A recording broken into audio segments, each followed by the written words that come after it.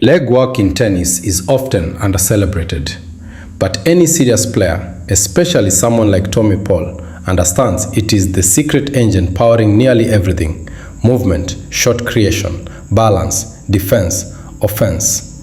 When your lower body is powerful, you can explode into a split step and push laterally to stretch for a wide ball. You can absorb and redirect pace coming at you. You can change direction mid-rally and still crouch, coil, drive, and recover.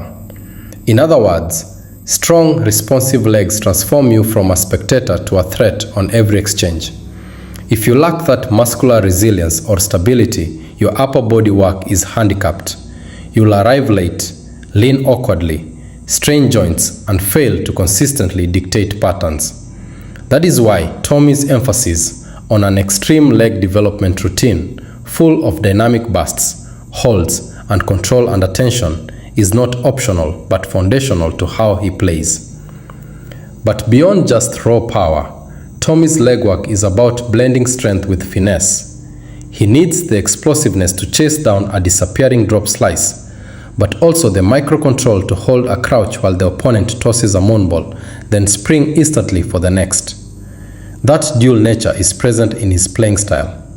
He transitions from baseline to net, blends defense and offense, and forces his adversary constantly to adjust. Each of those transitions demands that you can break hard, shift angles, and redirect momentum without losing posture. That's a skill, not just muscle.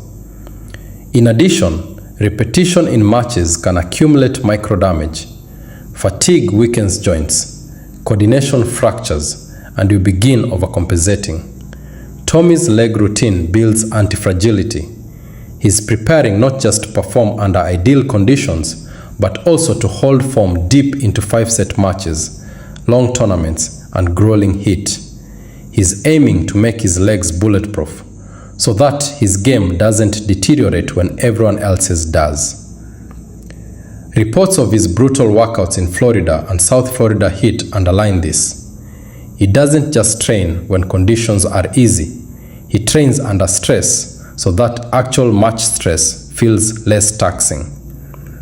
His staff deploys methods to push his lower body to adapt in multi-dimensional stressors so that on court, pretty much nothing surprises. In movement, those legs dictate everything. When Tommy steps laterally, he must control deceleration so his knee doesn't collapse. House a poised center of gravity and then immediately fire off in the opposite direction. That stop-to-go quality is sharpened by having muscles that can eccentrically resist and also concentrically explode. In ground strokes, when a ball comes heavy and he counters with depth, he doesn't lean blindly. He roots, compresses, and extends in a unified kinetic chain. The difference between a shot that just scrapes the baseline and one that bulldozes it often lies in how effectively the lower body is engaged.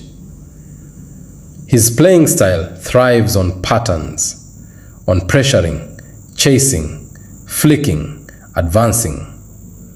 To do that, legs must recover mid-turn, adjust to imperfect balance, and keep finishing through the shot.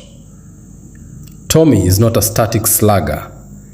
He dynamically shifts posture, changes plane, and recovers in split seconds. His leg training gives him the robustness to handle those perturbations. An awkward step, a twist, a slide, all without losing his snap or risking injury. Observe his match temperament. He often picks the longer rallies, forces the opponent to move, seeks openings, and only then finishes decisively.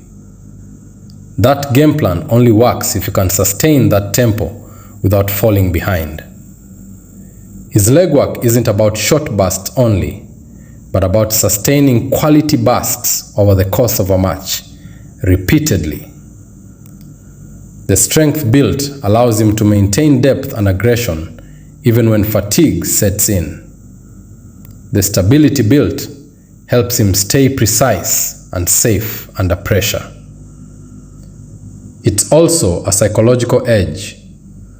Known as possibly one of the fittest players on tour, he walks into matches knowing he has a foundation stronger than most. He reportedly wants to go on court feeling like he's already outworked any opponent. That kind of confidence lets him stay calm during tight moments, trust in his physical capacity, and lean into risk when others would shrink. His trainer, Franco Herrero, has spoken about the difference between being fast and being a good mover. Speed without control is liability. So Tommy's regimen deliberately molds not just how fast he can get from A to B, but how well he transitions